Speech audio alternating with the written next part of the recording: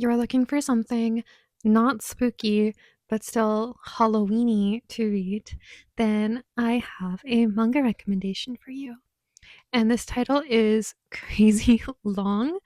In English, the title is I Fell into a Situationship with the Vampire Count, which I think is a silly title, but that's the official English title. The Japanese title is crazy long. 元婚約者から逃げるため吸血伯爵に恋人のフリをお願いしたら、なぜか溺愛モードになりました。Long. So, this is a vampire romance. It's kind of like a Cinderella story retelling, which I personally really like. And so it's not scary at all, but it's like a vampire duke. So I dub it Halloweeny because I want to. This is a series. There are currently 5 volumes out in Japanese, with volume 6 coming out in late November. In English, there are 41 chapters out. Don't ask me how many volumes that is because I don't know. I don't know if there's an official English print, but there is the official English digital through K Manga. So I've only read the first volume and it's just so funny. It's such a it's such a captivating story. I really enjoy it. So let's talk about what happens in just volume 1. Our main character is named Freya, and in like a typical Cinderella story, she's pretty abused. She has a younger sister named Nicole, who on like the second page of this manga, we find sleeping with Freya's fiance. And Freya's fiance is kind of taken aback when he realizes Freya found out he cheated, but the sister Nicole is happy that she found out. Like, she did it on purpose. She slept with him and stayed in the room until Freya came in because she wanted to get caught. She wanted to cause her sister harm. Taking it a step further, she steals the fiance from Freya, expecting her to be very distraught, very unhappy. But when Freya goes to her parents and says, like, I'll let her have him, basically, rather than looking very upset, Freya is like sneakily excited because it turns out that this fiance was horrifically abusive to her. And when she told her parents about the abuse, they told her just to put it up. Like, you're a worthless child. All you can do for us is to get married to this man, and you're messing it up. Like, what are you doing? Kind of like, they do not care. Terrible parents. And Freya's sister either doesn't know about this or doesn't care about this, because when she sees that Freya is happy to have the engagement dissolved, she eventually, like within the chapter, tells her parents, you know what? Actually, I'll give him back to her. Like, I'm gonna be selfless. I cannot steal my sister's fiance. Take him back. And Freya is obviously very upset with this. She doesn't want to be with this abusive man, and she has nothing to do because she's pretty powerless in this situation. So she uses her knowledge of her very religious, awful fiance and remembers that he is terrified of the vampire duke. So she travels to his manor, I'll call it. It's more like a mansion. It's really big. And it's like 4 days from the capital to get to this manor. And she travels with her fiance following after her because he's super clingy. Like, he's just the worst kind of man you can imagine. And when Freya gets to the gates, she's obviously terrified because it's like, it's a vampire's manor. Like, it's the scariest building like you could imagine. Like, it's black. There's like bats coming out. Like, it's like a stereotypical vampire house. And at the gate, one of the vampire attendants asks Freya, like, what are you doing? Freya says, please let me in. Like, I would like to see the Duke, please. And the attendant lets her in. Her fiance stays like hiding behind a pillar because he's terrified.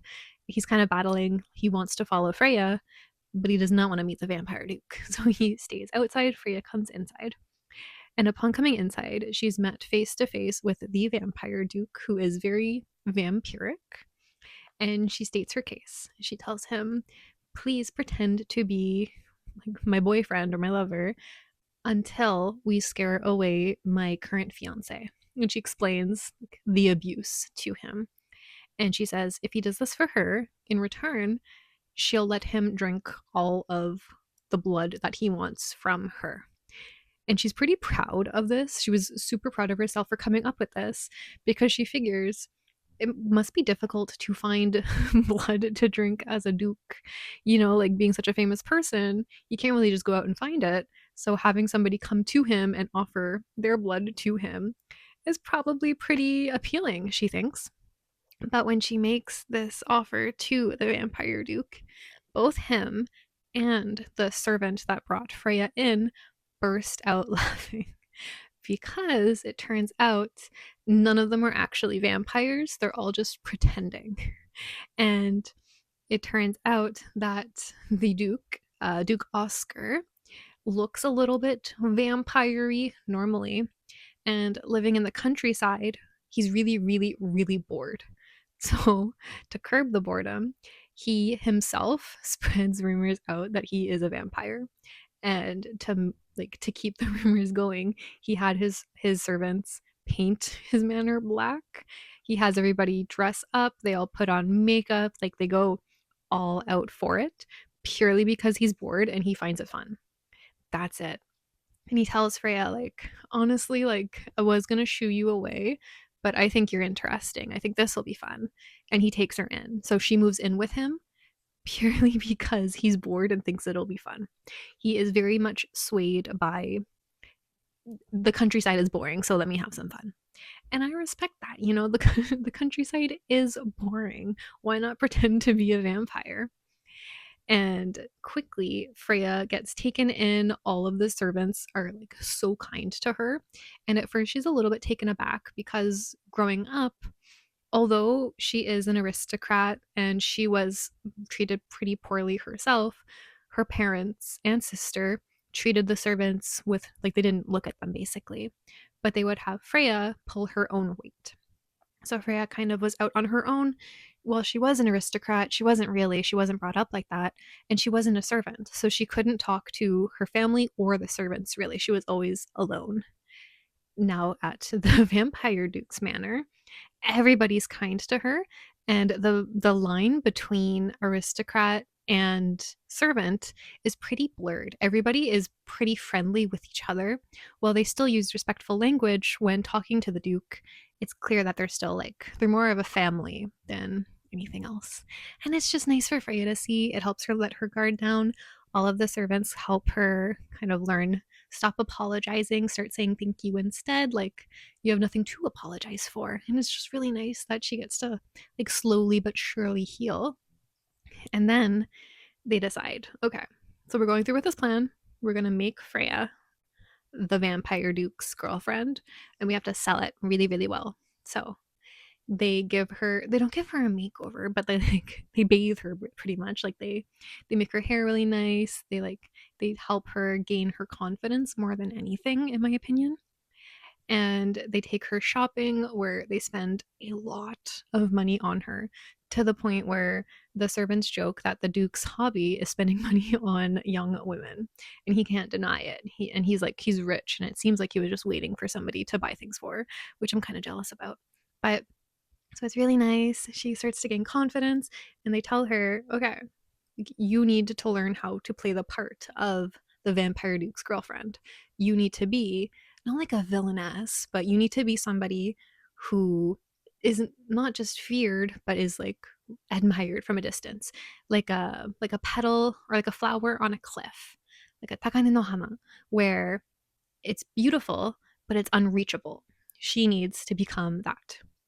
And that's really hard for somebody who was abused her whole life to become, but she does her best and she practices and she's gaining new confidence with everybody. And they set out to the capital. And when they get to the capital, Duke Oscar says, okay, I'm a vampire, so I cannot go out during the day. I can only go out during the night. But he wants to continue spreading the word that he is a vampire. He wants the rumors to spread far and wide. So in his place, he sends Freya and a maid to go shopping, spend his hard-earned cash, and go around in his family's carriage because his crest is on it. They won't know Freya per se, but everybody will know the Vampire Duke's logo, or his the emblem, not his logo. And so she drives around, and everybody does recognize that that emblem is of the Duke. Who is this woman? And she does do her best to be like a little bit snooty, but it is hard for her. Like, she's never been in a situation where she could do like that, but she is still doing her best. And then she goes back to the Duke. He is happy that she spent a ton of his money, again, jealous. And then basically the volume ends. So we don't have any revenge whatsoever in volume one. Volume one sets up she's abused, she runs away, finds the Duke, who happens to actually be human. And he's like a huge jokester. Like, he only does things if he thinks is fun, which I like. And like her healing progress begins basically in this series, and it's just sweet. I really, really enjoyed it. This is probably the funniest thing I've read in like a while, purely because he's the funniest male lead I've come across, like, probably this year. I read more serious things usually, but this was such a nice one. And I do think it's good for Halloween, because even though it's not like spooky, it's not scary at all. It's about vampires, kind of, not really, but I do like it. It's vampiric, but yeah. Have you read this volume? Only this volume, because I have only read volume one. I do not know what happens beyond volume one. I am very excited for the revenge to take place, and I'm really hoping that it's actual revenge, not just forgiveness, because I do like a good revenge story.